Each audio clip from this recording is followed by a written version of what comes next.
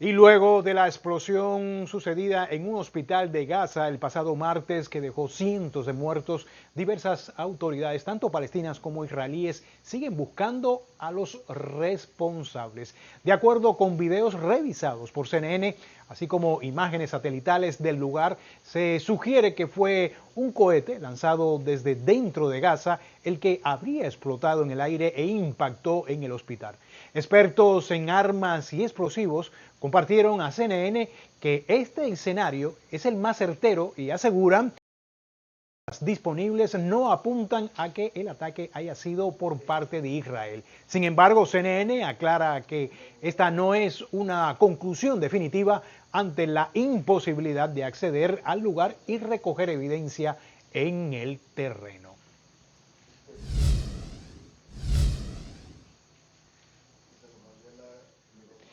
Y este sábado el gobierno de Israel anunció que al menos 235 extranjeros han muerto por los ataques de Hamas que comenzaron, como sabrá, el pasado 7 de octubre y que ha dejado miles de muertos en ambos lados. Además de las víctimas mortales ya confirmadas, hay otras 74 personas que siguen desaparecidas.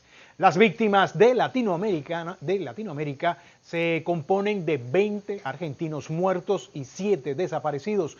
Luego, 6 brasileños muertos y 2 desaparecidos. De Chile hay un muerto y un desaparecido. De Colombia hay 2 muertos y de Panamá un desaparecido, así como un muerto de Paraguay y 2 de Perú, según la información compartida por el gobierno de Israel.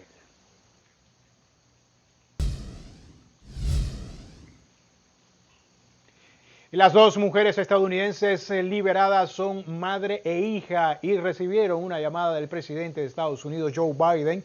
El mandatario les dijo que se alegraba que estuvieran libres y agregó que el país está trabajando para poder rescatar a todos los rehenes. Sobre ello, la hija agradeció a Biden por sus servicios a Israel.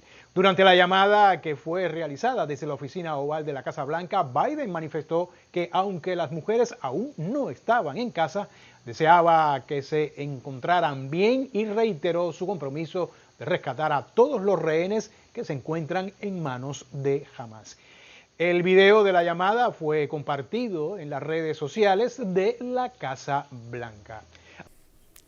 El gobierno mexicano busca contacto con el grupo Hamas para la liberación de 2 rehenes mexicanos.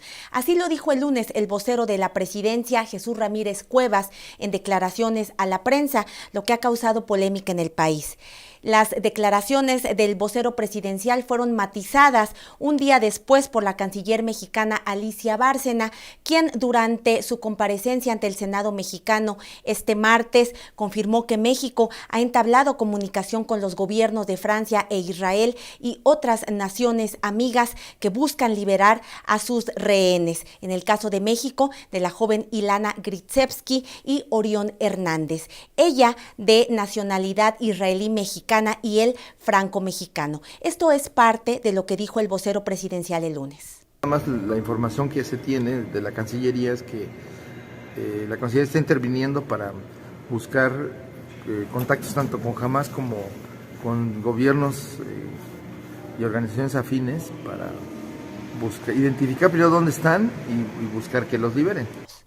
En contraste con lo dicho por el vocero de la presidencia, la jefa de la diplomacia mexicana dijo que lo que se busca en estos casos es que los gobiernos apelen a algo que ella llamó la diplomacia silenciada, es decir, que los gobiernos deben ser muy cautelosos y muy discretos con las comunicaciones que se mantienen a fin de que no se atente en contra de la vida de los rehenes. Sobre esto hablamos con el abogado internacionalista Samuel González y con la analista internacional del TEC de Monterrey, Ileana Rodríguez, y esto nos dijo. Escuchemos. Sí, sin duda, me parece que el vocero de la presidencia, en un arrebato populista de difundir la defensa que el Estado mexicano hace en la política exterior de estos 2 connacionales rehenes por el grupo Hamas en los atentados pasados que conocimos, me parece que hace una revelación que no es apropiada. En principio, sabemos que a nivel internacional no es correcto ni aceptado negociar con grupos terroristas, que se requieren intermediarios e interlocutores legítimos para llevar a cabo este tipo de negociaciones. La familia de Ilana Gritsevsky ha confirmado que ella fue secuestrada por el grupo Hamás en una comunidad cerca de Gaza, mientras que el caso del mexicano Orión Hernández, quien es productor y asistente de festivales de música electrónica, pues él habría sido privado de su libertad por el grupo de Hamás mientras se encontraba en el Festival de Música Electrónica Nova. Para CNN, Natalia Cano, Ciudad de México. Dígame una cosa, embajadora Kranzneger, ¿de qué tamaño es la respuesta de Israel frente a los hechos del 7 de octubre, donde Hamás atacó a Israel y causó esta tragedia? Se discute a nivel internacional y se discute ampliamente el tema de la proporcionalidad, el derecho de Israel a responder frente a esa agresión, pero el tema de la proporcionalidad. ¿De qué tamaño es la respuesta de Israel en este momento en la Franja de Gaza? El objetivo de la reacción de Israel y de esta guerra fue declarado por el gobierno de Israel como la destrucción de la fuerza armada, de la fuerza terrorista de Hamás. Ese es el tamaño. Israel va a hacer todo lo necesario para acabar con Hamás, para acabar con la posibilidad del movimiento de la organización terrorista Hamás de seguir atacando a Israel. Este ataque tan atroz, tan monstruoso y terrible que perpetró Hamás en contra de los ciudadanos de Israel es una cosa que no se puede permitir. Ellos actúan igual como la organización del Estado Islámico, ISIS. Vimos unas barbaries tremendas que cometieron. No quiero dar los detalles aquí otra vez, pero se sabe que mataron familias enteras en sus camas, decapitaron bebés, quemaron gente viva y muchas atrocidades más. Eso no se puede permitir que siga y que pase otra vez. Israel va a hacer todo lo necesario hasta que se destruya la posibilidad de Hamás de atacar a Israel. Good afternoon, everyone. About an hour ago, Esta es la sala de prensa del Departamento de Estado en el momento en que el secretario de Estado Anthony Blinken se refiere a la liberación de 2 rehenes estadounidenses, Judith Raanan y Natalie Shoshana Raanan, detenidas por Hamás desde el 7 de octubre. Al tiempo de mostrar el beneplácito por su liberación, por supuesto, Anthony Blinken indicó que Estados Unidos sigue trabajando para buscar a los demás estadounidenses. Blinken dijo que hay unos 10 estadounidenses de los que se desconoce su paradero y algunos de ellos, dice, son rehenes de Hamás. Al menos 2 estadounidenses están a salvo y en manos de las autoridades israelíes en Israel. Esperamos que un equipo de la embajada pueda verlas muy pronto.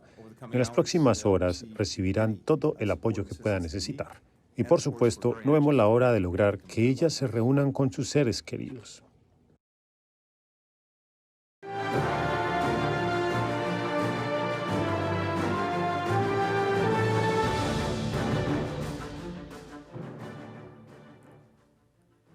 Otro día más de conflicto y las condiciones en Gaza siguen deteriorándose en medio de las advertencias de que la falta de alimentos, de combustible, de la electricidad, todo esto puede terminar complicando la situación y crear una tragedia cada vez mayor.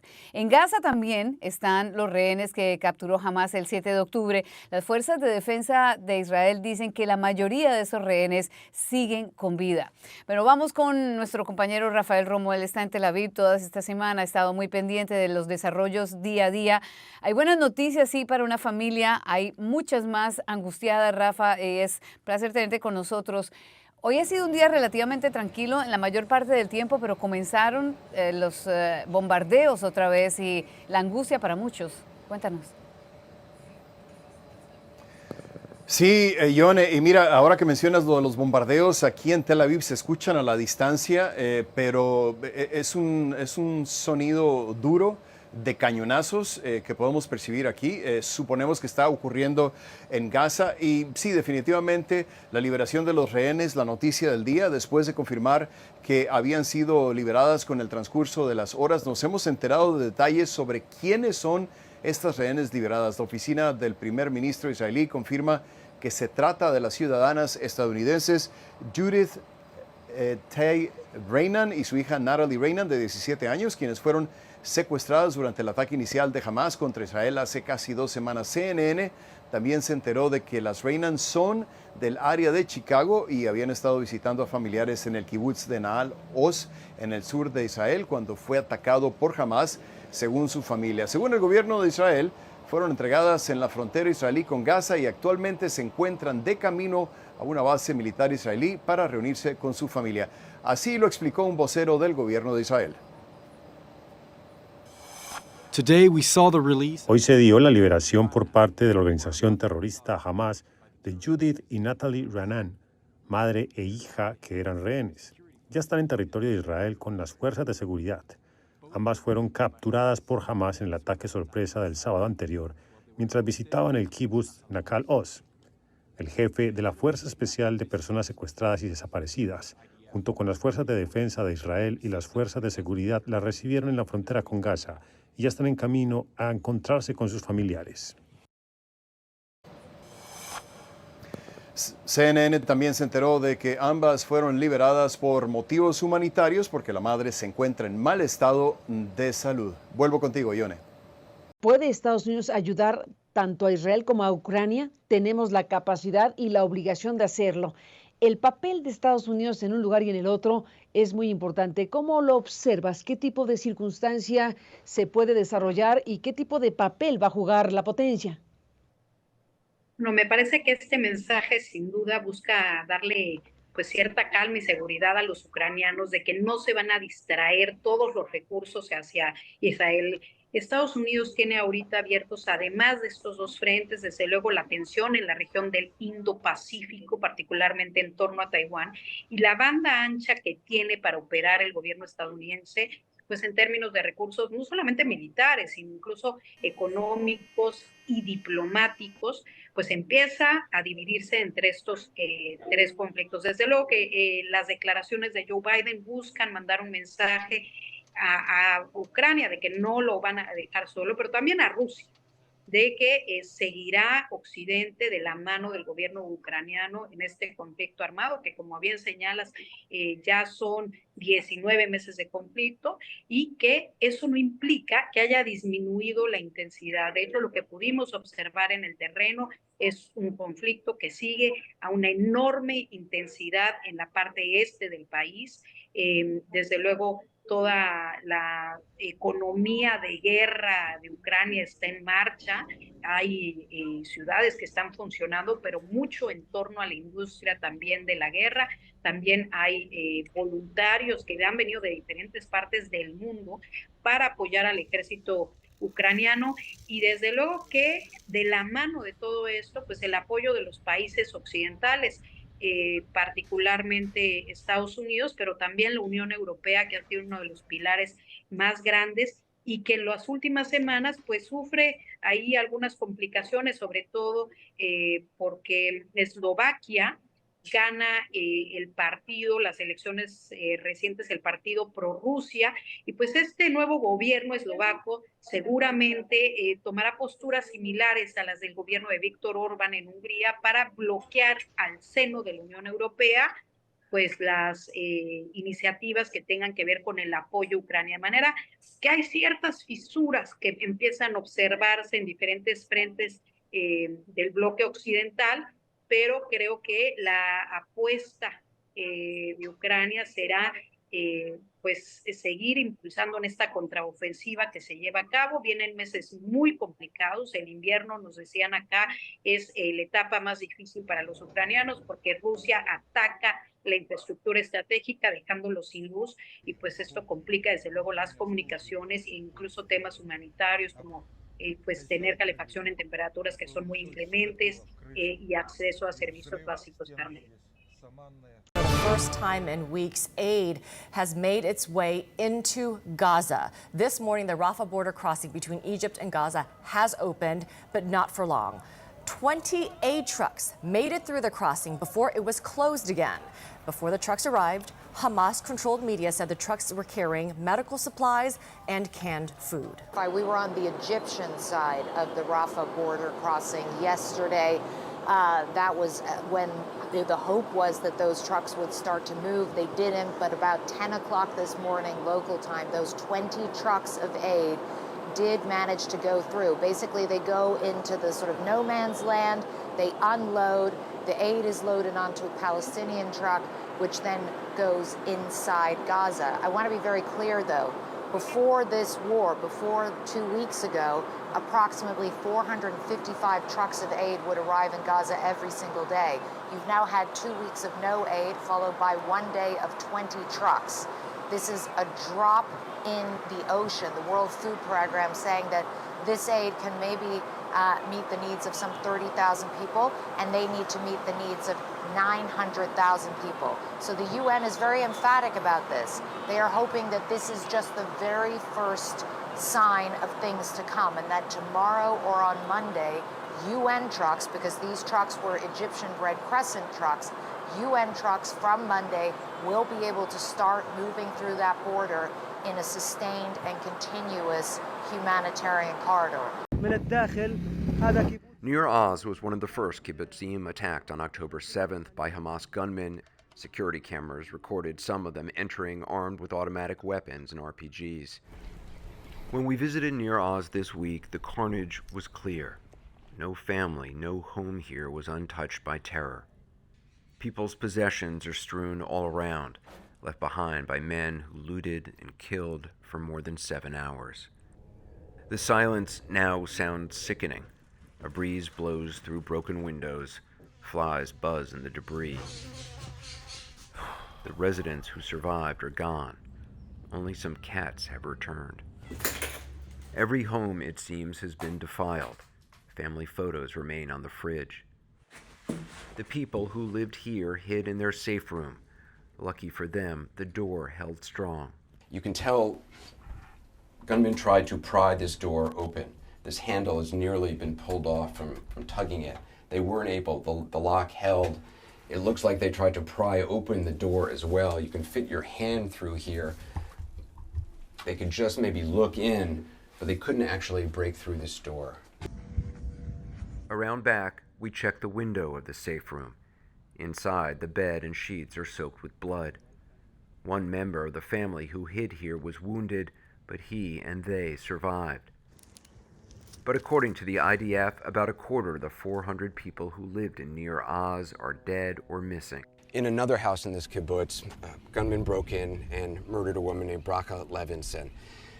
They not only killed her, they got access to her Facebook account, and they live streamed an image of her lying in a pool of blood on the ground so that her friends and family could see.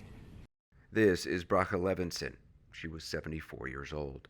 Her neighbors, Adina and David Moshe, were also in their 70s. They'd lived in Nir Oz for more than 50 years.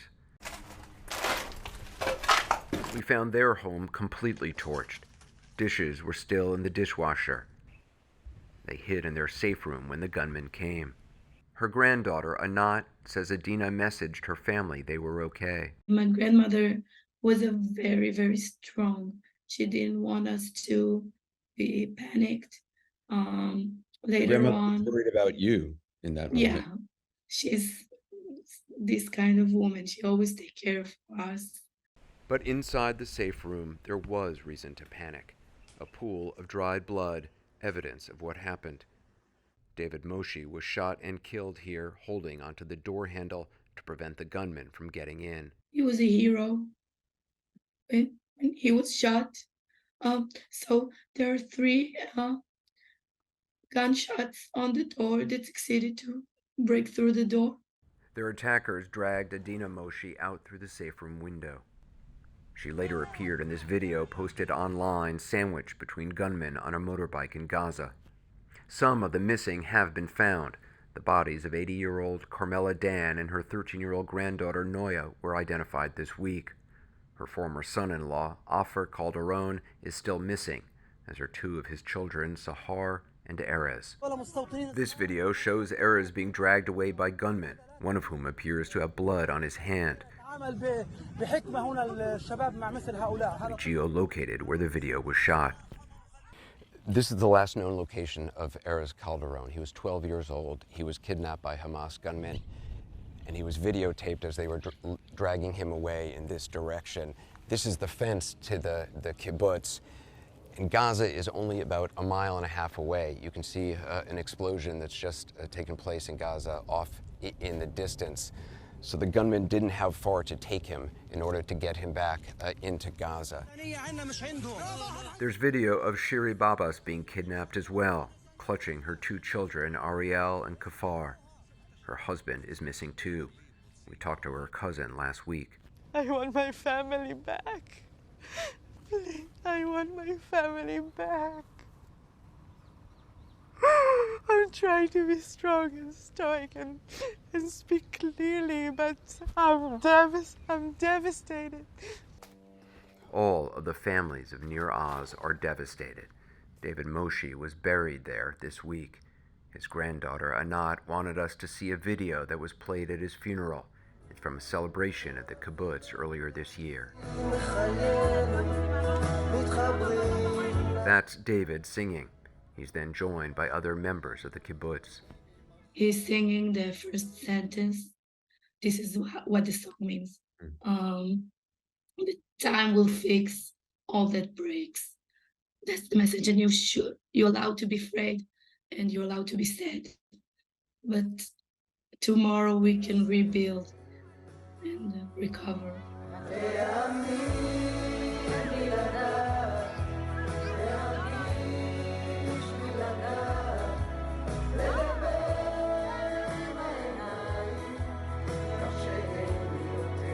So in your role as the former director of hostage recovery for the US government, you were dedicated to the safe rescue and recovery of US citizens taken by terror groups. What are you hearing from your sources in the field about the release of those 2 Americans who were held captive by Hamas? Why would Hamas release those 2? What was the calculation? Well, it's tough to say exactly what their calculations were, but it was calculated. Hamas did not do that because they're all of a sudden benevolent, or they didn't do it for humanitarian reasons. I think it's important to recognize and remember they're a terrorist organization. They took hostages to terrorize. It's a tried and proven tactic for terrorist organizations in the modern era, and it's intended to influence victims beyond its immediate victims, striking terror around the world through the use of the media and now social media. Why they were released could be a variety of reasons, one of which is a delaying tactic on the part of Hamas. It gives hope that others could be released and might slow the invasion of Gaza by Israel. It could be to be a counter narrative to the world to show that they are not monsters, as they demonstrated 2 weeks ago, but they have a humanitarian bone in their body, but that's not accurate. Or number 3, to demonstrate that they are legitimate partners in a negotiation, that the Qataris and others can work with them, and there might be a deal to be struck here. So can you give us a sense, Christopher, what sort of strategies you deploy when negotiating with terrorists? In the work you've done, how often would you have a direct line through? And when would you work with indirect channels to negotiate? Well, it depends on the group. There are groups that have turned this into a business in Northwest Africa, groups like Al-Qaeda in the Islamic Maghreb, or in the southern Philippines, the Abu Sayyaf group, or in South America, FARC. They've turned this into a business over the years. Hamas is different. They are in some ways a nationalistic group looking for the independence of Palestine, but they're also an Islamist group as well. So they are not rational actors, although they have some proficiency and experience in dealing with hostage matters. And they also know that their anchor point is, if they took one Israeli soldier in 2006. 5 years later, they had, were able to get over 1,000 Palestinian prisoners released. So that's what they're thinking. So now they have 210 hostages, and they are using this to their benefit. It's going to be very calculated, very deliberate on their part.